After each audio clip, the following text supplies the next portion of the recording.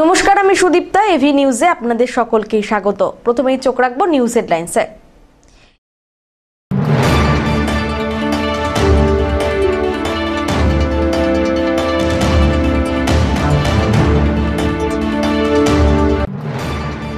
বঞ্চিত চা শ্রমিকদের পিএফ সমস্যা নিয়ে ক্ষুব্ধ সাংসদ। সরকারি দপ্তরে কাগজ ছুড়ে ক্ষোভ প্রকাশ মনোজ টিগ্গার।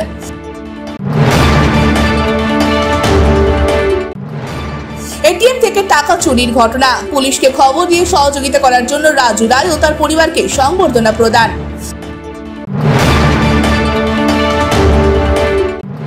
দলের নেতাদের বিরুদ্ধে ক্ষোভ প্রকাশ করে পদ ছাড়লেন ধূপগুড়ির টাউন ব্লক সভাপতি সাগনিক দাস।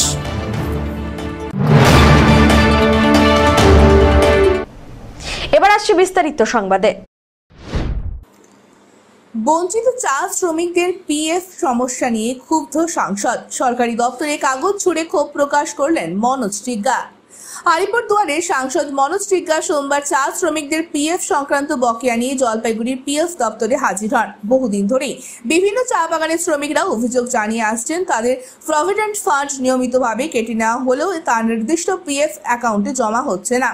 ফলে অবসরের পর তারা যে আর্থিক সহায়তা পাওয়ার কথা তা থেকে বঞ্চিত হচ্ছেন। এই পরিস্থিতিকে সামনে রেখে এদিন সাংসদ পিএফ কমিশনারের সঙ্গে ফের আলোচনায় বসেন।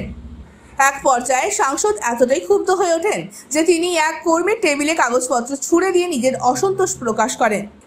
সাংসদ আরও অভিযোগ করেন, এই দুর্নীতির পিছনে কিছু অসাধু দপ্তরের কর্মচারী এবং দালাল চক্র জড়িত। তিনি বলেন, ইতিমধ্যেই বিভিন্ন সংশ্লিষ্ট কমিশনারকে সমস্ত কাগজপত্র খতিয়ে দেখার কথা বলেছেন। তিনি আরো বলেন, চা শ্রমিকরা সমাজের অন্যতম প্রান্তিক ও পরিশ্রমী শ্রেণী। তাদের জীবনভর কষ্টের মূল্য যেন অবসরকালে কিছুটা স্বস্তি আনে, সেই উদ্দেশ্যেই তো প্রভিডেন্ট ফান্ডের মতো ব্যবস্থা। চা বাগান শ্রমিকদের পিএফ কেলেঙ্কারি নিয়ে এভাবে সাংসদের সরব হওয়া এবং পিএফ দপ্তরে গিয়ে সরাসরি তীব্র প্রতিক্রিয়া জানানোর ঘটনা যথেষ্টই সাড়া ফেলেছে। আজকের এই ঘটনার পর কত দ্রুত তদন্ত শুরু হয় এবং দায়ীদের বিরুদ্ধে ব্যবস্থা নেওয়া হয়, সেটাই এখন দেখার বিষয়।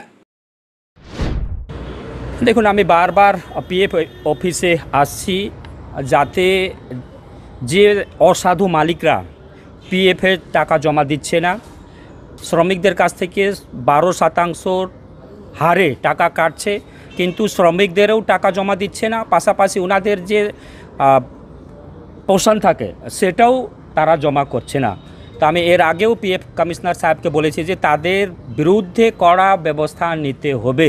আজকে একটা গরিব মানুষের টাকা কেটে নিচ্ছে মালিকরা, জমা দিচ্ছে না, তার বিরুদ্ধে কোনো ব্যবস্থা হবে না, এটা হতে পারে না।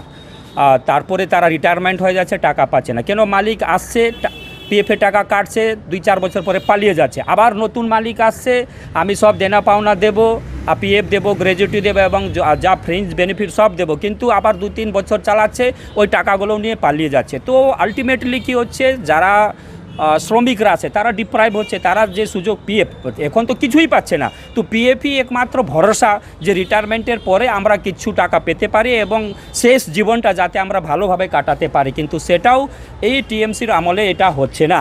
পাশাপাশি এইখানে দালাল চক্র চলছে, কেননা শ্রমিকরা আসছে এইখানে বছরের পর বছর, তাদের চটি মানে শেষ হয়ে যাচ্ছে, ঠিক আছে, কিন্তু তারা পিএফে টাকা পাচ্ছে না। সেই ক্লেম আবার কোনো দালালের মাধ্যমে আসলে 72 ঘন্টার মধ্যে সেই টাকাটা ঢুকে যাচ্ছে। তাহলে কি করে এটা হচ্ছে?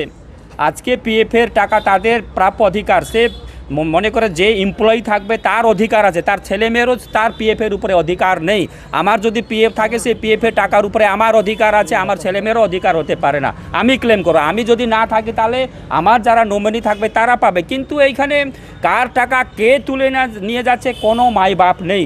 তাই আমি পিএফ কমিশনারকে এর আগেও বলেছিলাম যে বিশেষ করে 4-5টা চা বাগান আছে, লঙ্কাপাড়া আছে, বিটপাড়া আছে, ডিমডিমা আছে, কোহিনুর বাগান আছে, এরকম অনেক বাগান আছে। আমি পার্টিকুলারলি 4টা বাগানের চেয়েছি, যেই 4টা বাগানে যত পিএফ এবং ইডিএলআই সেটেলমেন্ট হয়েছে আমাকে 2015 থেকে 2025-এর লিস্ট লাগবে, তালিকা লাগবে, যে অমুকের এই অমুক নাম, এর পিএফ নাম্বার এত, ডেট অফ সেটেলমেন্ট এই, এবং এত টাকা ডিসবার্সমেন্ট হয়েছে। আমার এই পুরো তথ্য লাগবে। এই তথ্য যদি আমি পাই, আগামী দিন আমি হাইকোর্টে যাব এবং আমি আবেদন জানাবো এ পুরো তথ্য, পুরো সিবিআই ইডিদের তথ্য হোক, এবং যে গরিব মানুষের টাকা খেয়েছে করেছে তাদেরকে, সেটা এই অফিসের কোনো অফিসার হতে পারে কিংবা দালাল হতে পারে, তাদের বিরুদ্ধে কড়া ব্যবস্থা এবং তাদের টাকা পাইয়ে দিতে হবে। এবং এই কাজে যারা জড়িত আছে, সেটা এখানকার অফিসার হোক কিংবা দালাল হোক, তাদেরকে আইন মতন কড়া ব্যবস্থা নিতে হবে। এর আমি পিএফ কমিশনারকে বলে গেলাম, উনি বলেছেন যে 15 দিনের ভিতরে এই তালিকাটা দেবে। এর আগেও বলেছি, আমি এর আগেও বলে গেছিলাম, তো বলছে পিএফ কমিশনার বলছে যে হয়তো আমার বুঝতে হয়তো ভুল হয়েছে, আমি শিলিগুড়ি যাওয়ার জন্য তাড়াহুড়োতে ছিলাম, যাকে দায়িত্ব দিয়ে গেছিলাম জাহাজি সে এখন ট্রান্সফার হয়ে গেছে, আমাকে আরও 15 দিন সময় দিন, আমি দেব। আমি এই তালিকা পেলে কি ব্যবস্থা নিতে হবে সেটা আগামী দিন এদের বিরুদ্ধে আমি ব্যবস্থা নেব। देखिए, माननीय जो सांसद महोदय ने डाटा मांगा था, वो कुछ डाटा हमने उनको उपलब्ध करा दिया है। जैसे डिफ़ॉल्टर्स बगान की लिस्ट मांगी थी, वो हमने उनको दे दी है। उन्होंने, माननीय सांसद जी ने FIR कितने की है वो दिया है। हमने आपको भी पहले बताया हुआ है कि हमने इस वित्तीय वर्ष में 2 FIR की हैं, सीतारामपुर प्रोजेक्ट पे की है और अभी हाल में चूनाभट्टी में की है। पिछले साल हमने करीब 6 FIR की थी, और यदि हम विगत 6 वर्षों की बात करें तो हम लगभग 35 FIR कर चुके हैं। तो यह कार्यालय डिफ़ॉल्टर संस्थानों पर लगातार कार्रवाई कर रहा है। जहाँ तक डाटा की बात है, तो माननीय सांसद महोदय को कुछ डाटा उपलब्ध करा दिया गया है, और भी हम अपने लिमिटेड रिसोर्सेज में डाटा को कंपाइल करेंगे और उनको समय समय पर प्रोवाइड करने की पूरी कोशिश करेंगे। आज MP साहब ने गुस्से में आकर आपका एक स्टाफ को टेबल पे वो जो कागजात है उसको वो फेंक दिया, तो क्या बोलेंगे? नहीं, मैं कुछ क्या कमेंट कर सकता हूँ, वो जनप्रतिनिधि हैं। जनप्रतिनिधि इस पर मुझे कमेंट करना थोड़ा शोभा नहीं देगा। उनको पता नहीं क्यों ऐसा लगा होगा। पहले भी औचक निरीक्षण किया उन्होंने, आज भी किया है। यदि कुछ है तो वो स्पेसिफिक अपना कंप्लेंट रेज कर ही सकते हैं, और मान ली वो तो कमेटी में भी हैं, अगर उनको कुछ लगता है तो स्पेसिफिक लिखेंगे, वो हमको आता है, हम उनको जवाब देंगे। धीमान रायर रिपोर्ट।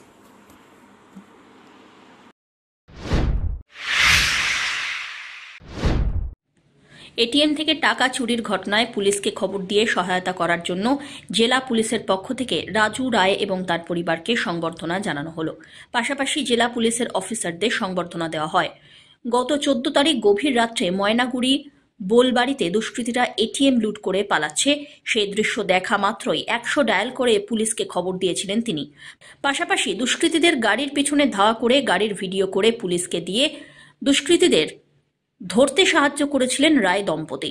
তাদের খবর প্রকাশ্যে আসতেই পুলিশ 4 জনকে গ্রেপ্তার করে।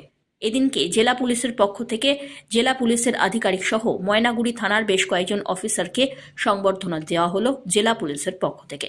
জলপাইগুড়ি পুলিশ সুপার উমেশ খন্ডবাহালে গত 14 তারিখ রাত্রে বোলবাড়ির এটিএমে দুষ্কৃতীরা 54 লক্ষ টাকা চুরি করে পালায় বলে জানান।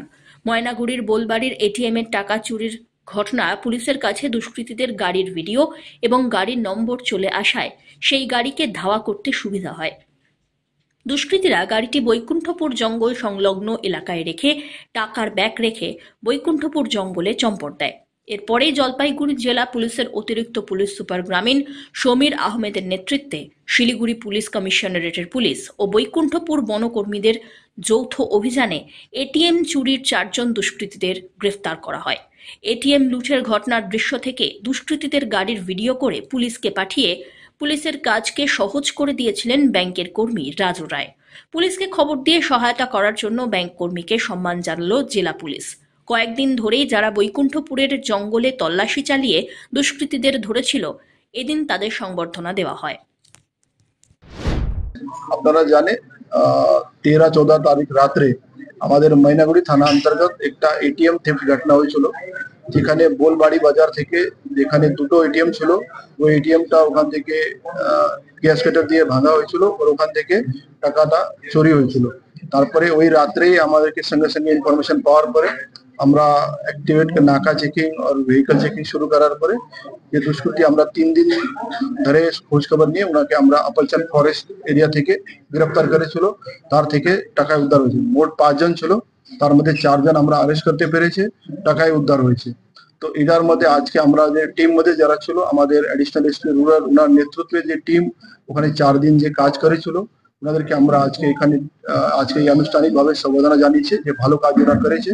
তার সঙ্গে যেটা ইম্পর্টেন্ট যে আমাদের রাজু রায়, যেনার বাড়ি আমবাড়ি ময়নাগুড়ি থানা অন্তর্গত, উনি ওই সময় রাত্রে 1টার সময় বাড়ি ফিরছিল, তখন উনার সঙ্গে ওনার ফ্যামিলি ছিল, লেকিন সে সময় উনি একটা সন্দেহ সাসপেক্ট ভাবে একটা গাড়ির ভিডিও করে আমাদেরকে শেয়ার করেছে কি এভাবে এই দুষ্কৃতিটা হতে পারে।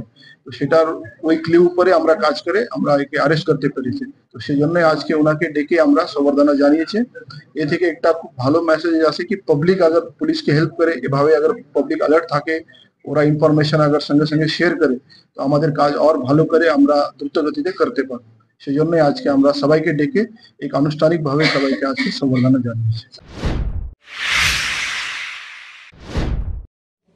দলের পদাধিকারীদের না জানিয়ে ডাকা হয়েছিল 21শে জুলাইয়ের প্রস্তুতি সভা। বৈঠকের বিষয়ে কিছুই জানতেন না ধূপগুড়ি টাউন ব্লক সভাপতি শাগনিক দাস। দলের নেতাদের বিরুদ্ধে ক্ষোভ প্রকাশ করে পদ ছাড়লেন টাউন সভাপতি। সোমবার সোশ্যাল মিডিয়ায় নিজের ক্ষোভ ব্যক্ত করে দলীয় পদের ইস্তফা দেন তিনি। ধূপগুড়ি শহরের তৃণমূল কংগ্রেসের টাউন সভাপতি শাগনিক দাস ছিলেন। তিনি অভিযোগ করে বলেন, ধূপগুড়ি একজন স্বঘোষিত নেতা যাদের পদ নেই বা গ্যারেজ পোস্ট হয়ে রয়েছে, তারাই দলের জেলা সভাপতি, চেয়ারম্যান সকলের নির্দেশ উপেক্ষা করে দল বিরোধী কাজকর্ম করে যাচ্ছে। এতে বদনাম হচ্ছে দলের। যারা এসব কাজ করছেন তাদের জন্য তাকে কৈফিয়ত দিতে হচ্ছে দলের কাছে। যাদের কোনো কিছুতে দেখা যায় না, তারা সন্ধ্যা নামার পর হাতে গোনা কয়েকজনকে নিয়ে বৈঠক করছেন, যেখানে জেলা সভাপতির নির্দেশ রয়েছে জেলাতে বৈঠক হওয়ার পর সব এলাকায় বৈঠক হবে। সেখানে কি করে বৈঠক করেন ওইসব নেতারা? দলের নির্দেশ অমান্য করে এরা দল বিরোধী কাজ করছেন। ওই যে একটাই কারণ যেটা, সেটা হচ্ছে দলের নির্দেশ যেভাবে অভিষেক ব্যানার্জি, মমতা ব্যানার্জি দেয়, সুব্রত বক্সি দেয়, 21শে জুলাই নিয়ে সেরকম নির্দেশ ছিল। রাজ্যের একটা মিটিং হয়েছিল 15 তারিখ, সেখানে জেলার নেতৃত্বরা গিয়ে সুব্রত বক্সি নির্দেশ নিয়ে এসেছে। আবার সেখান থেকে মহাগোপ আমাদের ব্লক প্রেসিডেন্টদের নিয়ে বসে, চন্দন মমিত, গৌতম দাস, চেয়ারম্যান সবাই মিলে একটা নির্দেশ আমাদের কাছে আসে, যে সেই নির্দেশ অনুযায়ী আমাদের পরিষ্কার বলা হয় যে 29 তারিখ বর্ধিত সভা হবে জলপাইগুড়িতে। যেই বর্ধিত সভায় আমাদের জেলার নেতৃত্ব যারা রাজ্যের মিটিংয়ে গেছিল, তারা সেই মিটিংটা সম্পর্কিত ব্যাপারে নির্দেশ দিবে। তারপরে প্রত্যেকটা ব্লকে এই ধরনের মিটিং শুরু হবে। কোথাও যেন এই ধরনের কোনো মিটিং নেই। তাই এই ধরনের যখন মিটিং আমার অ্যাবসেন্সে এই ধরনের হচ্ছে, এর আগেও আপনারা জানেন মধ্যরাত্রে পতাকা তোলা যেটা দলের নির্দেশ ছিল। কবে হয়েছিল সেটা? সেটা সম্ভবত হয়েছিল 15ই আগস্ট সম্ভবত 15ই আগস্ট না, 1 জানুয়ারি হয়েছিল। 1 জানুয়ারি দলের প্রতিষ্ঠা দিবসে রাত্রে, 31 ডিসেম্বরে রাত্রে। আচ্ছা, এরকম যখন ঘটনাগুলো চলছে, তখন আমি এর মধ্যে দিয়ে একটাই কথা বলতে চাই, এটা টাউন ব্লক সভাপতি তো আপনি। হ্যাঁ, তা শহরের যে রাজনৈতিক কর্মকাণ্ড আপনাকে না জানিয়েই হচ্ছে? না, শহরের এরা রাজনৈতিক কর্মকাণ্ড তো করে না। এদের পেটোয়া 20-25 জন 30 জনকে এরা ডাকে। এরা দেখেন সারাদিন ব্যবসাটা করে, সন্ধ্যাবেলা আড্ডা মারে করে। এরা দলীয় পার্টি অফিস, দলীয় সিম্বল, দলীয় পতাকা এগুলোকে মিসইউজ করে নিয়ে ফেসবুক পোস্ট করে নিয়ে ফেসবুক পোস্টে থাকতে চায়। এরা তো দলের কাজ করে না। দলে কোনো রাজনৈতিক কর্মকাণ্ড যেটা হবে, যেটা মহাগম নির্দেশ দিতে সেই অনুযায়ী হবে। 29 তারিখের পরে আমি পৌর পরিষদ কোর্টে ভাইস চেয়ারম্যান গুড্ডু সিং জেলা। রবিবার কি হয়েছে সন্ধ্যায়, যার জন্য আপনাকে পোস্ট করতে হলো ফেসবুকে? না, রবিবার সন্ধ্যায় দেখা যাচ্ছে যে যুব সভাপতি রামমোহনের সাথে সারাদিনে 5 বার কথা হলো। সে ধূপগুড়িতে আসলো, দেখা হলো, সে জানে না। সন্তোষ মিশ্র ভাইস প্রেসিডেন্ট হলো, জানে না। এখন অরূপ দে কিভাবে যুব নেতা হইলো আমি বুঝতে পারলাম না। আসলে প্রবলেমটা কি, কখনো অরূপ দে যুব নেতা, কখনো কিষাণ নেতা, কখনো জয়হিন্দ তৃণমূল কংগ্রেসের নেতা, হ্যাঁ, কখনো দেখা যাচ্ছে ছাত্রের নেতা, যুব নেতা। তাই এরকম বিভিন্ন করে সবগুলোকে নিয়ে ওই 30-40 জন নিয়ে ফেসবুক পোস্ট কি করেছে? কিসের মিটিং করেছে কালকে ওরা? কালকে 21শে জুলাইয়ের ফ্লেক্স দিয়ে মিটিং হচ্ছে। সেই ফ্লেক্সে এবার নির্দেশ হচ্ছে যে প্রত্যেক জায়গায় জলপাইগুড়ি জেলা তৃণমূল কংগ্রেস লিখতে হবে সৌজন্যে, বা জলপাইগুড়ি জেলা লিখতে হবে। এটা জেলা প্রেসিডেন্টের নির্দেশ। জেলার নির্দেশ, রাজ্যের নির্দেশ বড় না আমি এরকম এবং অদ্বিতীয়? ব্যানারে কি লেখা ছিল? ব্যানারে কি লেখা ছিল আমি দেখিনি, এটা আপনারা খুঁজে দেখুন। তার মানে কি ব্লকের মিটিং কি 29 তারিখ পরে হওয়ার কথা? হ্যাঁ, 29 তারিখের পরে 1 তারিখে আমরা 1 তারিখ বা 2 তারিখের মধ্যে আমরা একটা বর্ধিত সভা হবে। সেদিনও আপনারা আসবেন, সেই সভার ডেট জানানো হবে। আর সেদিনও একটা কথা বলা হবে দলের অনুশাসন নিয়ে। আমি তো মুখ খুলবো। তার মানে 29 তারিখের আগে কি মিটিংটা হয়ে গেল? না, মিটিং হয় নাই। এটা তো আনঅফিসিয়াল। কেউ বসছে, 10 জন 5 জন বসলো আর ফ্লেক্স লাগাবে। ফ্লেক্স তো যে কেউ ছাপাইতে পারে। তাহলে আপনি পথ ছাড়লেন কেন? এই ধরনের কথা হলে যুব যারা বর্তমান সভাপতি, সহসভাপতি, তারা আমাকে তো প্রশ্ন করে, জেলার সভাপতি প্রশ্ন করে। তা আমি এত চাপের মধ্যে থেকে কতজন মানুষকে কৈফিয়ত দেবো? আর এই 2-1 জন মিলে বিশৃঙ্খলা সৃষ্টি করে দিচ্ছে যাদের, এরা তো আর সেরকম বড়। তারা কোন পদে রয়েছে? তারা আছে, কেউ কোনো শাখা সংগঠনে আছে, হয়তো শাখা সংগঠনের পদেই আছে, হয়তো শাখা সংগঠনটাকে করে না। হ্যাঁ, হয়তো দেখা যাচ্ছে যে হয়তো এরা আছে, কেউ হয়তো আছে, এরকম ব্যাপার দেখা যাচ্ছে। তাহলে আপনি কি আপনি পদত্যাগপত্র পাঠিয়েছেন? আমি কাকে পাঠিয়েছেন? আমি আমার নেতা অভিষেক ব্যানার্জিকে পাঠিয়েছি, আমি আত্মসহায়ক সুমিত রায়কে পাঠিয়েছি, আমি সুব্রত বক্সিকে আপনি কি দল করবেন? অবশ্যই দল করবো, এইসবের জন্য কি। রবিবার রাতে ধূপগুড়ি শহরের থানা রোডে দলীয় কার্যালয়ে 21শে জুলাই নিয়ে প্রস্তুতি সভা করতে দেখা যায়। সেখানে টাউন সভাপতি উপস্থিত ছিলেন না। এভাবে সভা নিয়ে নিজেদের মধ্যেই শুরু হয়েছে রাজনৈতিক কলহ। করার কথা ছিল এবং আপনাকে চুনোপটি নেতা, পথ ছাড়া মানুষ বা নানানভাবে আপনাকে কটূক্তি করেছে, সরাসরি নাম ধরে আবার ফেসবুকেও পোস্ট করেছে। কি বলবেন আপনি এই বিষয়ে? সবচেয়ে বড় কি, উনি একজন শিক্ষক, তো আমার বিরুদ্ধে তো আর কিছু বলাটা আমার ঠিক হবে না, এবং উনি ব্লক সভাপতি, সেজন্য ওনার একটু জানা উচিত যে আমি কিন্তু জলপাইগুড়ি জেলার সাধারণ সম্পাদক এবং উনি আজকে যে ব্লক সভাপতি হয়েছে, আমি এটা 5-7 বছর আগে ব্লক সভাপতি হয়েছি। ওনার থেকে জ্ঞান নিয়ে আমার কোনো কিছু করতে হবে না। দ্বিতীয় বিষয়, কালকের যে মিটিংটা হয়েছে, সেই মিটিংটা অরূপদে কখনো মিটিংটা কিন্তু আহ্বান করে না, ঠিক আছে। এখানে যুব যারা আছে, যুব কিছু কর্মী নেতৃত্বরা যারা 21শে জুলাই বলতে যুবর ব্যানারেই 21শে জুলাই হয়, তাই প্রতিবার সেইভাবে এই প্রস্তুতি সভা হয়। তাই এবারও যুব কিছু ভাইরা আছে, তারা কালকে মিটিংটা আহ্বান করছে। সেখানে আমাকে ডাকা হয়েছে, অসুবিধাকেও ডাকা হয়েছে, এবং বিশিষ্ট কিছু যারা তৃণমূল কংগ্রেসের ব্যক্তিত্ব আছে তাদেরকে সবাইকে ডাকা হয়েছে। সেখানে আমরা উপস্থিত ছিলাম তাদের আহ্বানে। স্বাভাবিক কারণে যে আমরা সবাই মমতা বন্দ্যোপাধ্যায়কে দেখে আমরা দলটা করি, আমরা তো ইভান দাসকে দেখে দলটা করি না, আমরা তো ওর দলের ওর ছবি দেখে আন্দোলন করি না, বা ওর দেখে আমরা দলটা করি না। হ্যাঁ, অবশ্যই ব্লক সভাপতিও, ও যদি কখনো মাদারের কখনো মিটিং ডাকে, সেখানে যদি আমাকে মনে হয় যে আমি অবশ্যই, ও যেহেতু বলেছে যে আমি চুনোপুটি, স্বাভাবিক আমি চুনোপুটি কর্মীকে যদি মনে হয় যে সেই মিটিংয়ে আহ্বান করবে, অবশ্যই যদি সেটা আবার পার্টি অফিসে হয়, দেখা গেল কোনো ফুটপাতে কোনোখানে মিটিং করবে, সেখানেই অরূপদের চলে যাবে, সেই রকম না। পার্টি অফিসে যদি সাগ্নিক দাস যে ব্লক সভাপতি, সে যদি মিটিং ডাকে, সেখানে যদি আমাকে উপস্থিত থাকতে হয়, তাহলে আমি অবশ্যই থাকবো। উনি ওনার ক্ষোভের কথা জানিয়ে পথ ছাড়ার কথা বলেছেন। কি এরকম অনেকবার পথ ছাড়ার কথা বলে, ওনাকে নিয়ে এখন নেতৃত্বেরও অত মাথা ব্যথার বিষয় নাই। কারণ ধূপগুড়ির মানুষ এবং কর্মীরা জানে যে ধূপগুড়ি তৃণমূল কংগ্রেসটা উনি সভাপতি হওয়ার পরে পরিস্থিতি জায়গায় এসে দাঁড়াচ্ছে, সংগঠনটা কি জায়গায় দাঁড়াইছে ও নিজে জানে, ও ধূপগুড়ির প্রতিটা ওয়ার্ডের মানুষও সেই বিষয়টা ভালো মতন জানে। এই বিষয়টা নিয়ে আমার মাথা ব্যথা নাই। উনি কোথায় পথ ছাড়লো, অমুক চলে, এরকম ওনার খালি একটু দর বাড়ানোর চেষ্টা করে। মাঝে মাঝেই উনি এরকম করে যে আমি পথ ছেড়ে দিলাম, অমুক দিলাম, এবং সেটা উপর নেতৃত্বের কাছে তার দরটাকে জাহির করার চেষ্টা করে। তার বাইরে কোনো কিছু না। ওনার এইটা দিয়ে মনে হয় 4বার বা 5বার হচ্ছে, এরকম করেই থাকে উনি। এই বিষয় নিয়ে ওনার বিরুদ্ধে আমার কোনো বক্তব্য নেই। উনি একজন শিক্ষক মানুষ, উনি শিক্ষক হিসাবে যোগ্য, এবং ব্লক সভাপতি আছে। উনি যতদিন ব্লক সভাপতি আছে, উনি যদি মনে করেন আমার মতন চুনোপুটিকে কখনো কোনো মিটিংয়ের আহ্বানের দরকার হয়, ডাকে, এবং পার্টির মিটিং যদি পার্টি অফিসে ডাকে, অবশ্যই ওনার আহ্বানে আমরা উপস্থিত। সিপিআইএমের সদর পশ্চিম এরিয়া কমিটি রানীনগর জংশন স্টেশনে তিস্তা তোরসা এক্সপ্রেস এবং অসমগামী ট্রেনের স্টপেজ তুলে নেওয়ার বিরুদ্ধে সরব হল। রবিবার রানীনগর স্টেশনের ম্যানেজারের মাধ্যমে প্রতিবাদ জানিয়ে স্মারকলিপি প্রদান করা হয় বিভাগীয় রেলওয়ে ব্যবস্থাপক বা ডিআরএম কাটিহার ডিভিশনের কাছে। সিপিআইএমের সদর পশ্চিম এরিয়া কমিটির সম্পাদক শুভাশিস সরকার জানান, বিগত দিনে রানীনগর স্টেশনে তিস্তা তোরসা এক্সপ্রেস এবং আসামগামী একটি ট্রেনের স্টপেজ ছিল, কিন্তু 2020 সাল থেকে এই ট্রেন দুটি রানীনগর স্টেশনে দাঁড়ায় না বলে অভিযোগ। তাই দাবি মতোই রানীনগর স্টেশনে আগের মতোই তিস্তা তোরসা এক্সপ্রেস এবং আসামগামী ট্রেনের স্টপেজ সহ একটি কলকাতাগামী ট্রেনের স্টপেজ রানীনগরে দেওয়া হোক বলে জানানো হয়। এছাড়াও জাতীয় সড়ক থেকে রানীনগর স্টেশনে যাওয়ার বেহাল রাস্তা অবিলম্বে সংস্কার, পুনর্বাসন ছাড়া উচ্ছেদ নয়, পণ্যবাহী ট্রেনের স্টপেজ, স্টেশন পারাপারের জন্য ওভারব্রিজ নির্মাণেরও দাবি করা হয়। রানীনগর বাজার থেকে মিছিল শুরু হয়ে রানীনগর স্টেশনে গিয়ে শেষ হয় এবং স্মারকলিপি প্রদান করা হয়। স্মারকলিপি প্রদানে অন্যান্যদের মধ্যে উপস্থিত ছিলেন তপন গাঙ্গুলি, শুভাশিস সরকার সহ অন্যান্য নেতৃবৃন্দ। স্টেশনে আমাদের তিস্তা তোরসা এক্সপ্রেস এবং আসামগামী বনগাইগাঁও এক্সপ্রেস যেটা দাঁড়াতো 2020 সালের পর থেকে এই দুটো ট্রেন আর রানীনগর স্টেশনে দাঁড়ায় না। ফলে আমাদের যেটা দাবি সেটা হচ্ছে যে অবিলম্বে তিস্তা তোরসা এক্সপ্রেস এবং আসামগামী যে বনগাইগাঁও এক্সপ্রেস যেটা দাঁড়াতো সেটাকে এই স্টেশনে দাঁড় করাতে হবে, এবং সঙ্গে কলকাতাগামী যে কোনো একটি ট্রেনের স্টপেজ আমরা দাবি করেছি রানীনগর স্টেশনে। সেই সঙ্গে আমাদের যে জাতীয় সড়ক থেকে রানীনগর রেল স্টেশনে আসার যে রাস্তা, দীর্ঘ প্রায় 20 বছরের বেশি সময় যাবৎ এই রাস্তা একদম বেহাল অবস্থায় রয়েছে। রাস্তার কোনো চিহ্ন নেই, বোল্ডারের উপর দিয়ে মানুষকে চলাচল করতে হয়। রেলের রাস্তা, ফলে রেলের রাস্তা, রেলের জমি সমস্তটাই রেলের। অবিলম্বে এই রাস্তাটা সংস্কারের দাবি আমরা করেছি।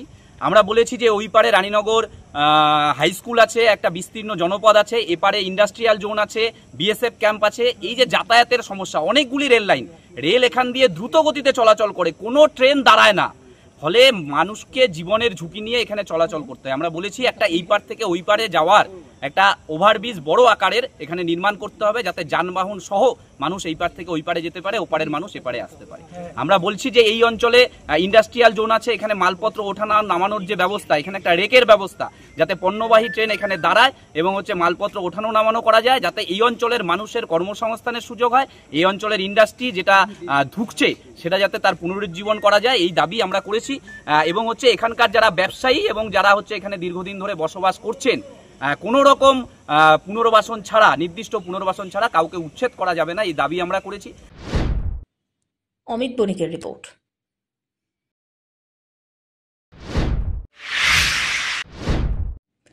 অবিলম্বে যোগ্য শিক্ষক শিক্ষাকর্মীদের সম্মানের সাথে স্কুলে ফেরাতে হবে, এই দাবিতে এবং সরকারি শিক্ষা ব্যবস্থাকে বাঁচাতে সই সংগ্রহ অভিযানে নামল ছাত্র শিক্ষক অভিভাবক প্রস্তুতি মঞ্চ। সোমবার জলপাইগুড়ি ফণীন্দ্রদেব স্কুলের সামনে সই সংগ্রহ কর্মসূচির আয়োজন করা হয় সংগঠনের পক্ষ থেকে।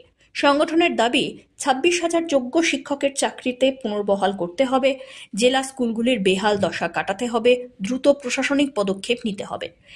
রাজ্যে 8,207টি এবং জেলায় 219টি সরকারি স্কুল বন্ধের বিরুদ্ধে ছাত্র শিক্ষক অভিভাবক প্রস্তুতি মঞ্চের ডাকে আগামী 4 জুলাই ডিআই অফিস ডেপুটেশন কর্মসূচির আহ্বান জানানো হয়েছে। আর তারই প্রস্তুতি হিসাবে এই দিনের এই সই সংগ্রহ কর্মসূচি। আমরা ছাত্র শিক্ষক অভিভাবক প্রস্তুতি মঞ্চের পক্ষ থেকে এই যে 26,000 যোগ্য শিক্ষক যারা চাকরি হারালেন, তাদেরকে অন্যায়ভাবে তাদের চাকরিটা নিয়ে নেওয়া হলো, চাকরিটা কেড়ে নেওয়া হলো। দোষ করলো কিছুজন, শাস্তি পেল আরেকজন। এটা কোনো মতেই ন্যায় বিচার হতে পারে না। আমরা বলছি যারা যোগ্য শিক্ষক তাদের চাকরির আবার তাদেরকে পুনর্বহাল করতে হবে, তাদের চাকরি ফিরিয়ে দিতে হবে।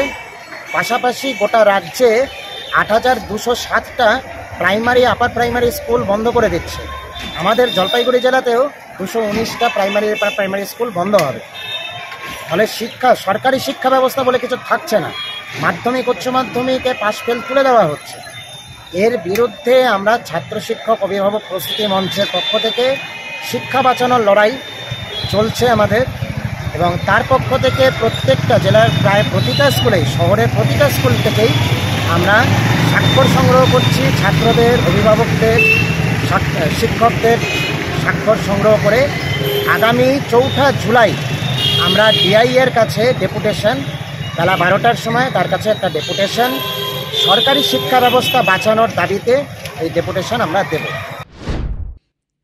সব্যসাচী মজুমদারের রিপোর্ট।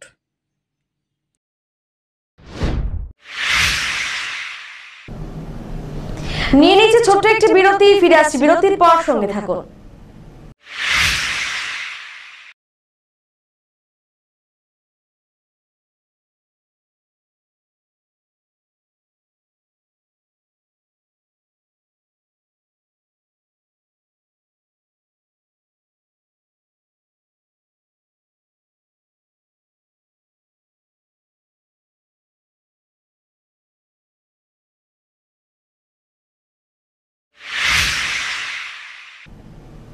ফিরে এলাম বিরতির পর।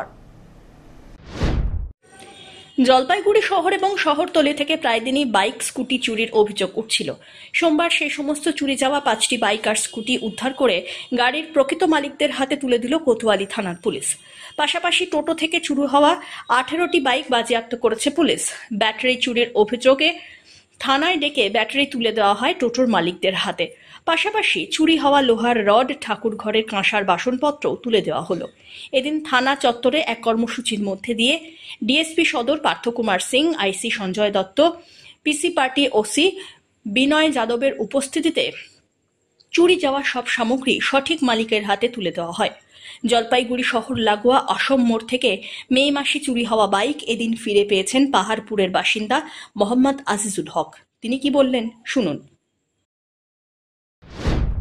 আসাম মোড় থেকে কিভাবে চুরি হলো? স্যার আমাদের তো দোকান ছিল, আসাম মোড়ে মার্বেলের দোকানের সামনে থেকে ওরা কাস্টমার সেজে আসছিল। তারপরে তো কি আমাদের কাস্টমারকে একজনকে আমাদের ভিতরে ওরা ব্যস্ততা করে রাখি, একজন বাইরে থেকে নিয়ে গেছিলো। লক করা ছিল গাড়ি তো লক করাই থাকে। লক ভেঙে নিয়ে গেছে? লক ভেঙে নিয়ে গেছিলো। কবে চুরি হয়েছিল? এটা মে মাসের 7 তারিখ। আজকে পেলে? কোথার থেকে দিল? আর আমাদের জলপাইগুড়ি কোতোয়ালি থানা থেকে। বাইকটা কি ঠিকই আছে? হ্যাঁ, বাইকটা কি ঠিকই রয়েছে? বাইকটাতে কিছু জিনিস চুরি হয়ে গেছে, মানে যেগুলো অনেক কিছু খুলে দিয়েছে, নাম্বার প্লেট নাই, লেগ গার্ড টেট গার্ড সব কিছু, সিট কাভার, লুকিং গ্লাস সব কিছু খুলে দিয়েছে। এই বাইকটা এতদিন পরে পেয়ে কতটা খুশি? অনেকটাই খুশি লাগতেছে। আর অনেক পুলিশদের অনেক ধন্যবাদ, আমাদের অনেক সাহায্য করছে। এদিকে এ বিষয়ে এদিন ডিএসপি সদর পার্থ কুমার সিং জানান, বলছি এটা কোতোয়ালি থানায় বিভিন্ন সময়ে যে চুরি গেছিল বিভিন্ন জায়গা থেকে, মোটরসাইকেল, মোটর ব্যাটারি, তারপরে অ্যাঙ্গেল, বিভিন্ন বাসনপত্র, সেগুলো কোতোয়ালি থানার পুলিশ এগুলো তাদের এফর্ট দিয়ে এগুলো উদ্ধার করেছে। এগুলো বিভিন্ন কেসের আছে, কোর্ট অর্ডারে এগুলো আজকে রিলিজ করা হচ্ছে। যারা অ্যাকচুয়াল ওনার আছে তাদেরকে আমরা এগুলো রিটার্ন করছি, সেই জন্য এটা করা হচ্ছে। কি দেওয়া হলো স্যার? দেওয়া হচ্ছে এই যে আছে সব মোটরসাইকেল আছে, স্কুটি আছে, ব্যাটারি, টোটোর ব্যাটারি আছে, অ্যাঙ্গেল আছে, বাসনপত্র আছে কাঁকার, এইসবগুলো আমরা যেগুলো উদ্ধার করেছিলাম সেগুলো তাদের অ্যাকচুয়াল ওনারকে আমরা দেওয়া হচ্ছে, এগুলো আজকে রিটার্ন করে দেওয়া হচ্ছে। ধীমান রায় রিপোর্ট।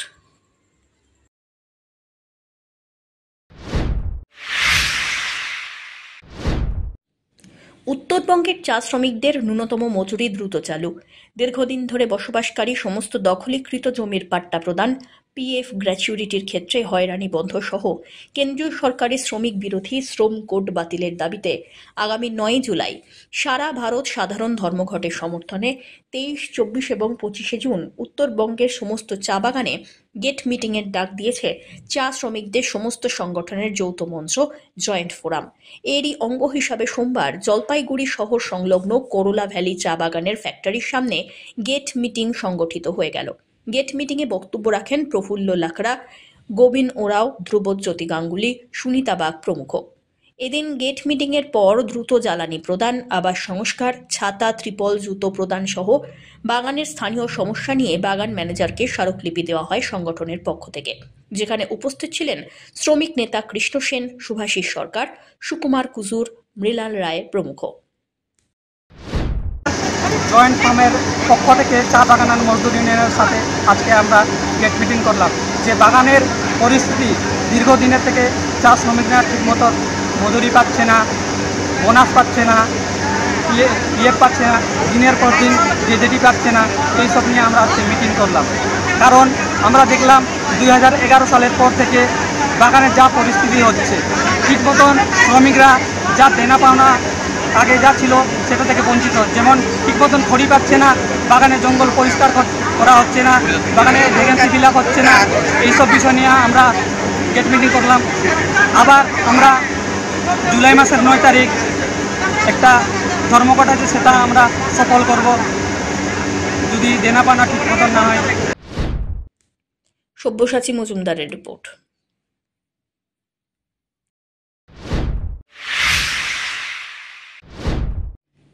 জলপাইগুড়িতে অখণ্ড হোমের আয়োজন রক্ষাকালী মন্দির কমিটির। বিশ্বশান্তির উদ্দেশ্যে জলপাইগুড়ি শহরের তিস্তাপাড়ে শ্রী শ্রী রক্ষাকালী মন্দিরে 1 কুইন্টাল 30 কেজি ঘি দিয়ে হয়ে গেল অখণ্ড মহাযজ্ঞ। হাজির ছিলেন 6 জন পুরোহিত। এ বিষয় নিয়ে মন্দির কমিটির সম্পাদক সঞ্জীব ভদ্র বলেন, অম্বুবাচী উপলক্ষে এই বিশেষ উদ্যোগ। শহর এবং বাইরে থেকে প্রচুর ভক্ত এসেছেন। 4 দিন ব্যাপী যজ্ঞ চলছে। আমাদের আজকে হচ্ছে 7ই আষাঢ়, ইংরেজির 22শে জুন 2025 রবিবার 2:57 দুপুর 2:57 অম্বুবাচী লাগলো আর কি। সেই অম্বুবাচীকে কেন্দ্র করে 4 দিনব্যাপী অখণ্ড হোম আমরা এইবার দ্বিতীয় বর্ষে পদার্পণ করালাম। এখানে তো বেলপাতার আহুতি হবে না, এই মহান যজ্ঞে শুধু ঘি দিয়েই আহুতি হবে। ঘি লাগবে 1 কুইন্টাল 30 কেজি, আর প্রায় 5-6 জন ব্রাহ্মণ থাকবেন। আর এই যজ্ঞটা হচ্ছে দেশ ও সমাজের মঙ্গল কামনায়, যাতে এই যে অশান্তি, এই যে একটা যুদ্ধ ভাব, তার থেকে সকলে যাতে শান্তিতে থাকতে পারে, সকলের মঙ্গল কামনায় এই মহান যজ্ঞ এই রক্ষাকালী মন্দিরে অনুষ্ঠিত হতে যাচ্ছে। পিনাকি শীলের রিপোর্ট।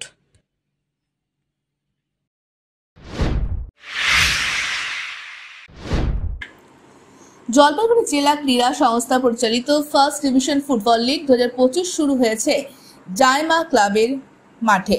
খেলাকে ঘিরে প্রচুর মানুষের ভিড় লক্ষ্য করা যায় স্টেডিয়াম জুড়ে। সোমবার এই খেলায় অংশগ্রহণ করে ঘুঘুডাঙ্গা SCCC এবং NBRC। তবে এদিন ম্যাচ ড্র হয়। দুই দলই একটি করে 2টি গোল করেন।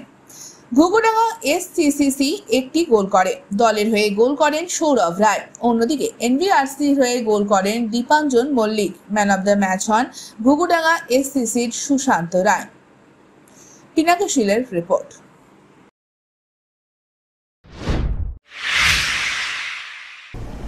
শেষ করবার আগে নিউজ হেডলাইন্স আরো একবার।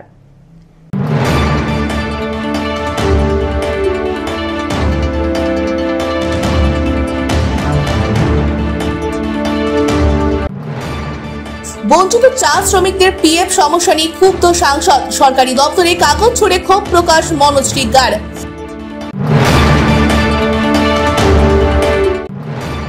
এটিএম থেকে টাকা চুরির ঘটনা, পুলিশকে খবর দিয়ে সহযোগিতা করার জন্য রাজু রায় ও তার পরিবারকে সংবর্ধনা প্রদান।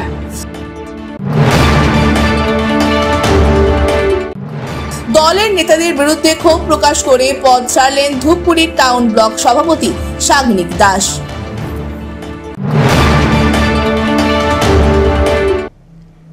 এখনকার মতন এভি নিউজ এ পর্যন্তই। পরবর্তীতে আসছি আরো সংবাদ নিয়ে। দেখতে থাকুন আমার ভিশন। নমস্কার।